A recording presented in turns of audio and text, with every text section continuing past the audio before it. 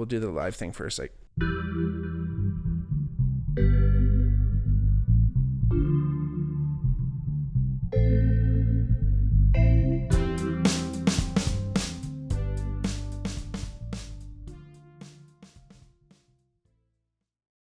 hey everybody, welcome back to the Bigmark podcast. It's me, your host, Bigmark. If it's your first time listening, welcome. If it's not, welcome back. Love to hear or love to see y'all listening, and glad to have you here. If it's your first time and you want to give the podcast a shout, you can always contact us through our Instagram at the Bigmark Podcast. You can contact us on hit us up on our DMs on Twitter at the Bigmark Pod. If you want to support the podcast, you can check us out on our Patreon at patreon.com/thebigmarkpod. There's a couple levels there that you can add to, and support the podcast any way you'd like. Some exclusives there too, all that good stuff. So today I wanted to, it's me and you again, as you can see, and I always love sitting down with y'all and, chatting. And, I was kind of thinking today, wanted to talk about something current, talk about the Olympics, because you know what, everyone loves the Olympics, and, if you don't, that's okay. But, it's something that obviously it's in the description of this podcast, from sports to psychedelics. We always love to talk a little bit about sports, and, there's kind of so much going on with the Olympics, and especially this year with COVID going on and nothing's happening and all kinds of interesting stuff, right? So I didn't want to go into too much of the nitty gritty and get like too bogged down in all the minutia, if you will, and stuff about too much history and everything. But there's a couple cool stories and, things like that. And again, it's really interesting, having this crazy international competition, like in the midst of, a global pandemic, and, part of East Asia kind of reporting some really bad numbers, and all of a sudden you get a bunch of athletes going there, and then they're going to bring it all over the world. Again, it's something that who knows exactly how this is going to go. Probably going to continue to have to deal with this for the rest of, I don't even know. I don't want to go too far down that road, but it might be something a little bit more part of our lives than we all anticipate and we all want. And,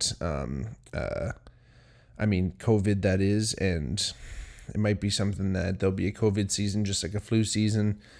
And, we'll see what happens, but because it's so new, and it's not really new anymore. And anyway, what can you do? But there's no fans. So, they're doing what they can. And it's weird though, the athletes can't even stay there. Like, as soon as they finish their competition, I believe they got to get out of there within 24 hours, which is wild. Like, they don't get to do any of that fun stuff at the Olympic Village and, get after it. And, I always used to think it was cool watching the Olympics when, maybe you were like one of the first competitions, of the Olympics, one of the first events, you get it done.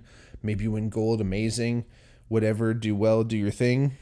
Then you get the rest of the time to hang out at the Olympic Village, eat food, have fun, watch all the other, watch your fellow countrymen and teammates get, do their events too, which is so cool. And, obviously there's all the known, again, obviously these guys and girls are top peak athletes, best of shape, young, prime of their life. They're obviously all going to get together and have a little bit of sex and get after it and have a little bit of fun. Why not, right? But one more thing, why? They're still handing out condoms this Olympics, because there was that one kayaker that she repaired her boat. I believe she was from Australia. She repaired her boat with a condom. She used the carbon fiber kind of glue, and then used the condom to repair the tip of her kayak, which is wild. So I guess they're still handing out condoms like they usually do, but you got to get your bang in real quick because you got 24 hours to get the hell out of there before your competition's done, right? And I'm sure you have to show up like within 24 hours of it too. I actually don't know the rules there, but again, you got to get it done quick, right? Again, it's interesting. Any type of these international games. I mean, when I was in grade 9, I think I mentioned this in the Who Is Mark podcast. If you haven't checked that out, it's one of our first podcasts. A little bit about me. I always kind of meant to do another part to that, but never really got around to it. Anyway, when I was in grade 9, I think that was about 2000. I believe it was 2006. Yeah, the 2006 International Children's Games, which is, essentially it's not like the Children's Olympics, because I believe they do actually have the Children's Olympics, but it was an international competition based out of kind of the cities. So, for us, it was Team Hamilton, and then there was like other cities from all over the world. Team Bangkok, there was a city in Greece, Patras in Greece, and Kaunas in Lithuania. Again, all these different cities, right? So super cool. And we got to go to Thailand. It was in Bangkok, and there's a men's and women's team, or girls and boys team, and we got on a flight, flew over, which was super cool. We actually flew over the Arctic, which is really wild. Anyway, flew over, got there. Again, while I could probably do a whole podcast on it, but crazy experience, especially in grade 9. I mean, it was kind of almost too young to even really understand what was happening, but it was an amazing experience. But I kind of got to taste a little bit of that international thing, and all the athletes coming together, and the grounds. There was an opening ceremony and all that kind of cool, and closing, obviously, all that cool stuff. And I could only imagine what like the real Olympics would have been like. And so super interesting for all the athletes going this year, because it's such a different experience. And I mean, there's probably a high chance that a lot of these athletes didn't even think that they were going to compete. Again, the training nowadays that goes into, especially these Olympic athletes, that they know exactly when their competition is going to be. Yeah, there's going to be some qualifiers, and there's going to be worlds, and especially stuff like that for during the time between the Olympics. But again, you are aiming for the Olympics for most of these sports. Take your track sports, take your swimming sports. A lot of those sports are really the only time people are actually really watching is in the Olympics. So again, you're making sure that your training programs and your regimens are going to be congruent and going to line up with that too, right? Because you don't want to overtrain. There's a deloading phase that you want to add in there, where you're starting to change protocols a little bit, so you're not gassing your athlete too much, so they do have all that energy still and all that ability to, when the race or when the event time comes, they have all their wits about them, and they have all the energy that they possibly need. I don't even know if I have all my wits about me right now. It's just part of the training program. So it would have been really interesting. Again, not that you can't adjust it, but to add a whole other year to the mix, and how many athletes couldn't make it because of it, maybe bowed out because of it. All kinds of stuff like that. I mean, it's really unfortunate because, you see a lot of these athletes, and again, some of them are starting to get a little older in age too. So who knows, even this one more year could have been adding to that too. Right. And again, it's kind of one of those things where,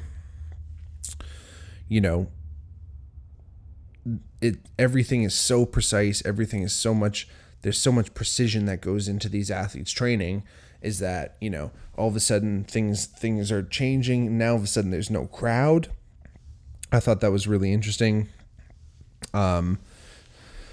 And again, you have your teammates, some of your teammates in certain team sports, but I couldn't imagine, being an individual athlete and going out there and just kind of,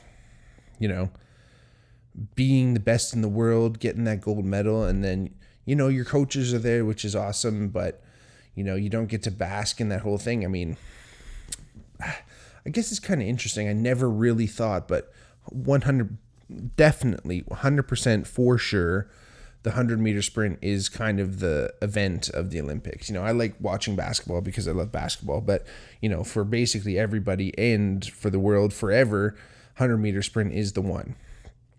And when I was watching the 100-meter final, because Andre DeGrasse was in the final. I always want to call him Neil deGrasse, my bad brother. But every time I see that last name, I'm like, oh shit, let's go watch some Cosmos. No, my bad. But watching the final, it's such a big build up to it, and they were talking about the history of it a little bit, where it's like they kind of in the early stadiums, they found the course was about like 180 to about 220 meters. And they just used to have only one event in the Olympics, which was literally everyone would just line up on one of these tracks and just run one lap. And whoever won was the winner. They do it in the nude, and they just got after it. Who knows about those Greeks? I guess they just wanted to make sure that no one was cheating. Who knows? Anyway, so it's super cool. But again, it all comes down to that one moment, and it's on TV and it's televised and everyone loves it, but it must be so interesting. And then you kind of got to get right out of there. You got to get your mask right on, and they kind of just like shuffle you out of there, and then you're right on a plane and getting out of there out of the country almost too. So super interesting year. There's that whole thing with Sha'Carri Richardson that went down, which,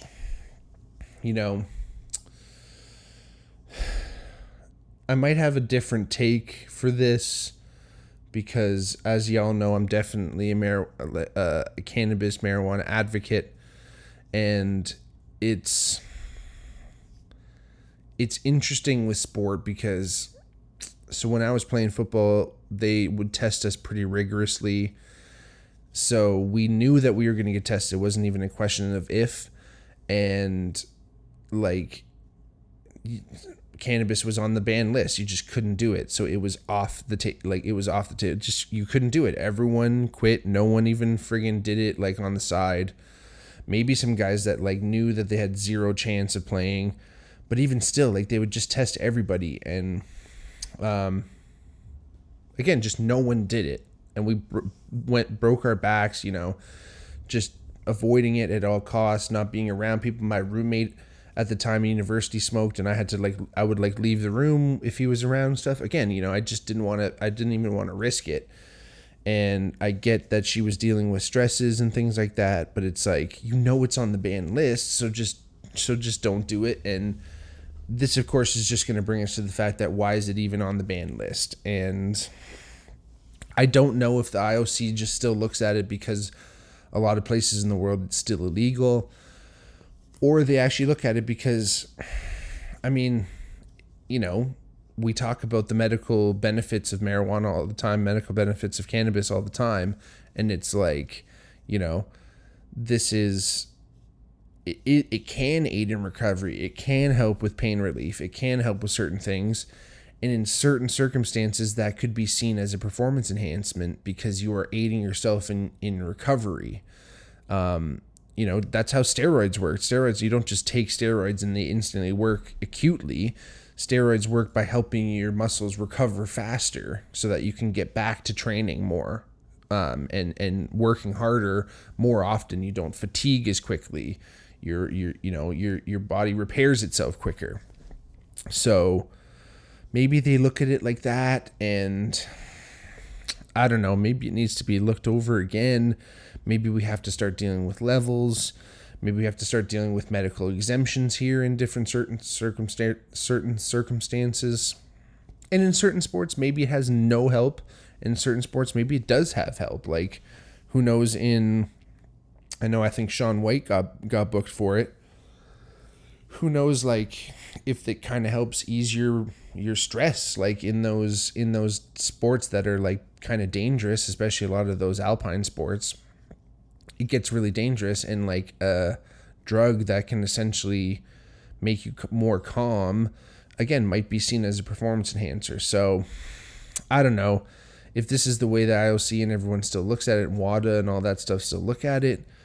I guess I kind of get it, but I don't know, man. Like, it's a really tough thing, because I'm pretty sure when I was playing the CCES, the Canadian Center for Ethics in Sport, they gave us the banned list and stuff every year.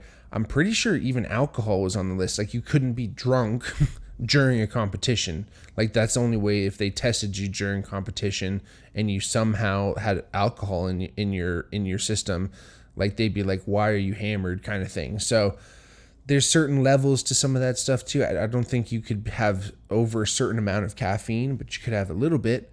So maybe we need to start like adjusting these levels here.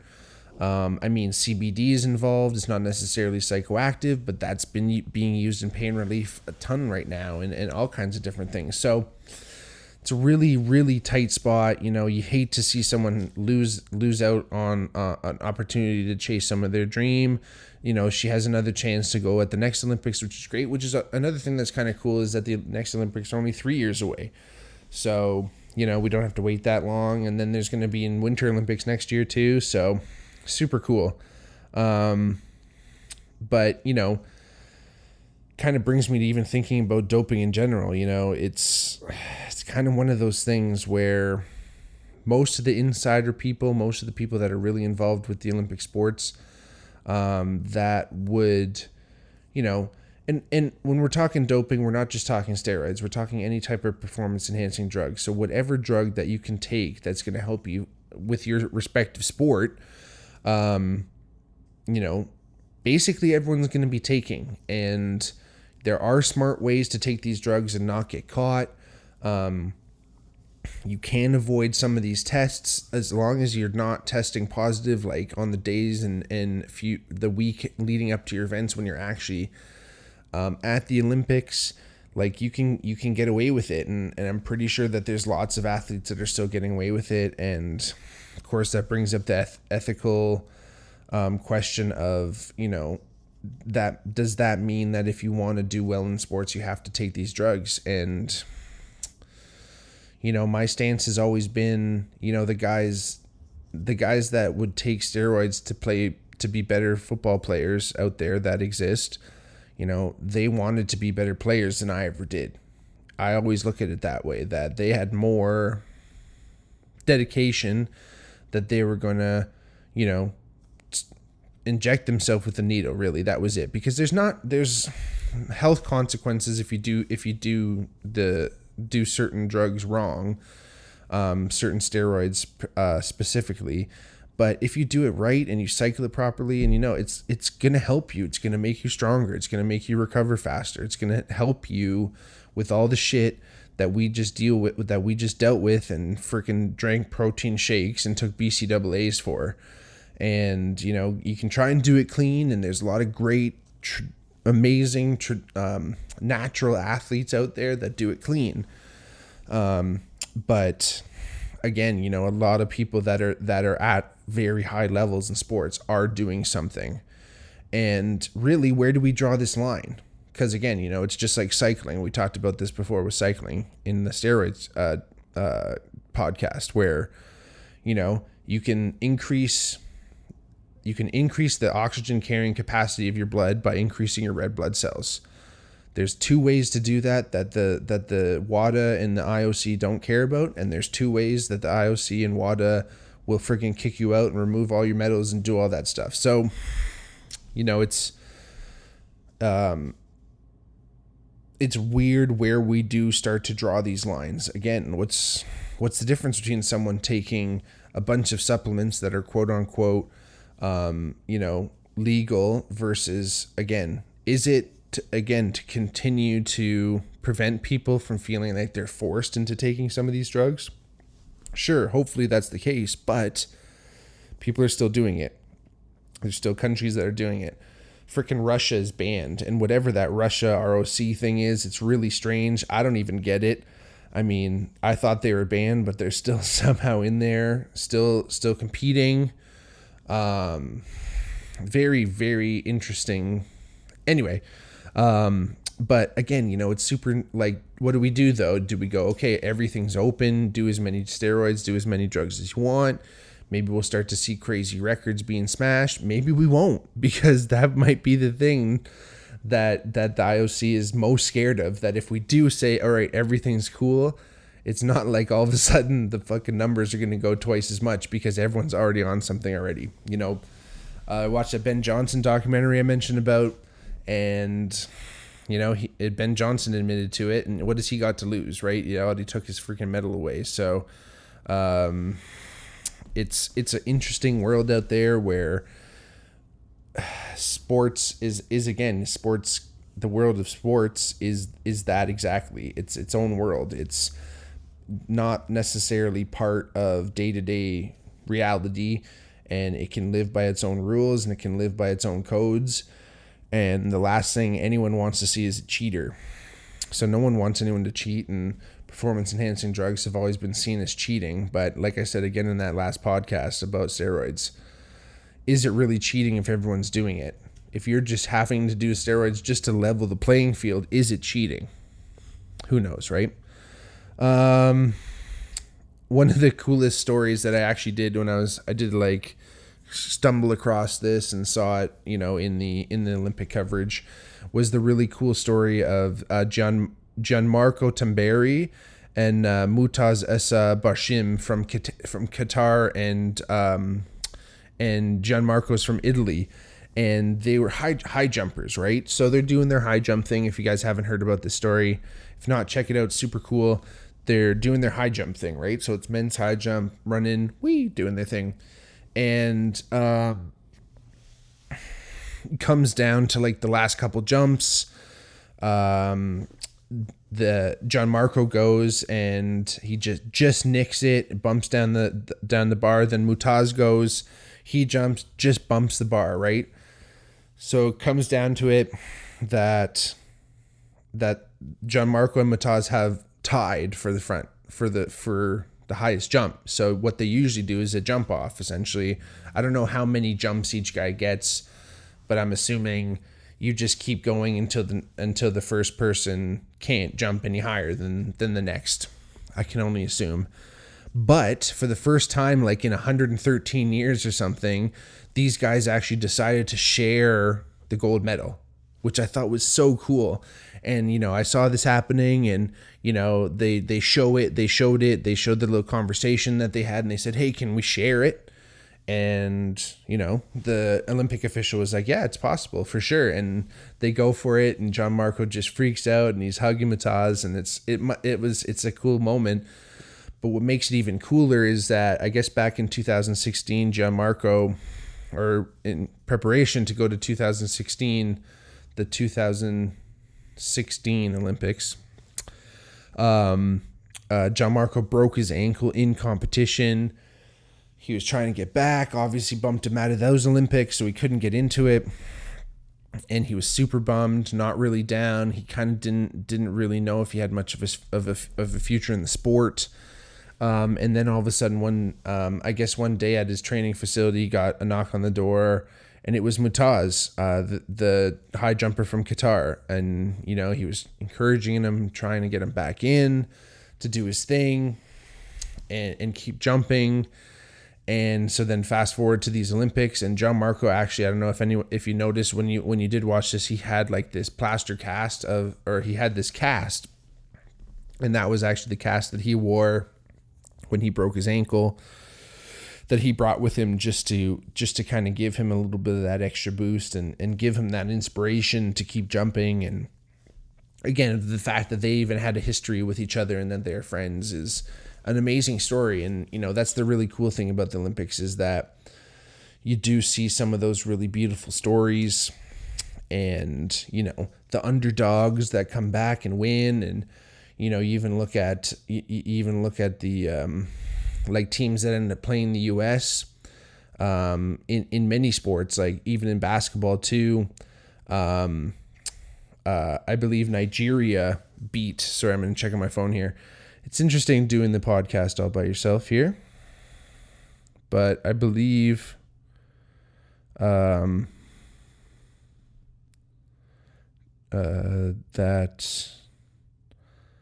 the Nigerian basketball team defeated Team USA 90-87.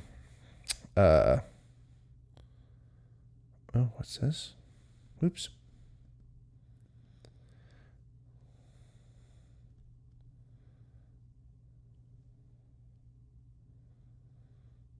Oh. I guess that was in I'm sorry, everyone. I guess that was in prelims. Anyway, not necessarily any specific stories, but it's really interesting when, it's you have an underdog, especially against a team like Team USA in basketball or any other powerhouse team. And there's just something about that underdog mentality where, I've been in both scenarios. I've been the underdog and I've also been the favorite, where you roll in there thinking you got it and you're going to win, no big deal. And then all of a sudden the team that you're playing is starting to beat you or ends up actually beating you because you either underestimated them or you just thought you're going to win for sure and then didn't really try super hard. So it's really interesting in the Olympics to kind of see that super cool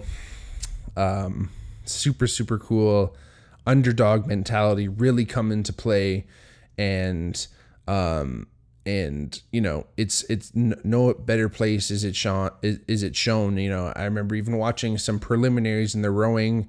There was a rowing pair from Greece that it was just the qualifiers, but all of a sudden out of nowhere they just had this huge push and ended up winning the heat, and it just was really, really interesting to watch, even just again in preliminary stuff. And it's not necessarily for any medals, but just see some person or persons or team really excel and really, perform at the highest peak that they can possibly perform at and get a win somehow, whether it's actually through the medals or just, again, being there too, right? Because there's so many athletes that are there.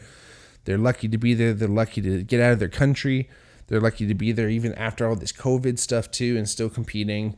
And it's amazing. Even some guys that get dusted too, because even these underdogs, sometimes they come out and they don't necessarily win. They get plowed, and it's kind of tough. But it's like, you know what? You're out there. You'll have a story to tell, and it's truly amazing what competition can truly bring out of the human spirit, as they say. It's a little bit corny for sure, but it's amazing when you can dig down, and then you have the weight of your country behind you too, right? I know Simone Biles is getting mad heat because she's having troubles with her mental health, and God bless her. I can't imagine, it's tough. But when you have the weight of your country behind you and you have responsibilities, sometimes you put that stuff aside and you keep going. And again, I've also heard that maybe she wasn't able to take some of her medication because if it was for ADHD and there was maybe a stimulant involved, but shouldn't she be medically exempt from that? Again, the story is deep and it's sad, and it goes to show you again that a lot of athletes are going through a lot more than you think. They're not just these strong-willed competitors that sometimes things get hairy.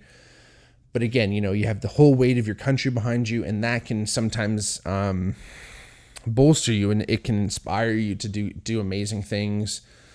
And I know there was a Filipino weightlifter, and she won the first medal, I think, for women in Philippines, or anyway, she won a huge medal for her country, which again is amazing. You do it for your country, and I think that's so fantastic. Again, like I mentioned, that International Children's Games that I was involved with, I wasn't on Team Canada, but we were the only basketball team representing Canada. So we went out there with the red and white on our back, and we wanted to go and play, and we wanted to show Canada that we're going to show up and do it. And actually, the boys team won silver and the girls team won gold. So we went out there and showed them how it's done. But there's no better feeling than being the underdog and toppling the giant, for sure. And, it's really cool. And, again, all the athletes out there that are competing and are training, God bless you. Keep going. If you're listening, give us a shout out. If not, if you know any Olympians and know anybody out there that's an athlete, tell them to keep going and expand your consciousness too. Again, the if you know the way broadly, you'll know it in every aspect. It's a paraphrase of a great quote, but again, if you understand many things, you will see it come up in many parts of your life. And again, the value of sport, what you can get. Travis Canellis, when he was on the podcast, we were always talking about this, what you can understand that athletes have gone through and what they can put their bodies through and what they can endure, is valuable, and it will spread. And I'll leave it with this, because this is great. Shout out, I saw this hilarious meme online that one of the most horrible losses of the 2020 pandemic was the graphic design for Tokyo 2020, and we're still using it this year. They're still calling it 2020. I'm going to show, if you guys are watching on YouTube, I'm going to show a picture of that graphic design. It's so cool. And again, it was a shame, but thankfully they can use it because they kept calling it Tokyo 2020. And then shout out to my boy Corey Vanderveer. He's out there. He's doing the headsets for the weightlifting part of the competition for the Olympics, and he's going to be out there for the Paralympics. So he's living the dream out there. Love you, buddy. Anyway, thanks for listening, everybody. That's my chat about the Olympics. I didn't want to get too heavy greasy. Super cool. Again, we all love the Olympics. If not, it's the way she goes, and it's a way that we can see how deep the human spirit can go when pushed to the limits of its capabilities and competition and all that stuff. And it brings people together, and it's just amazing. So thanks for listening. Remember, support the podcast at thepatreon.com/thebigmarkpod. You can hit us up on Twitter, hit us up on Instagram at the Bigmark Podcast and at the Bigmark Pod, respectively. We want to hear from you, so let us know if there's any topics you want to hear or anything like that. Love you all. Love the sport. Go out there, get active. We'll see you soon. Peace. Cheers.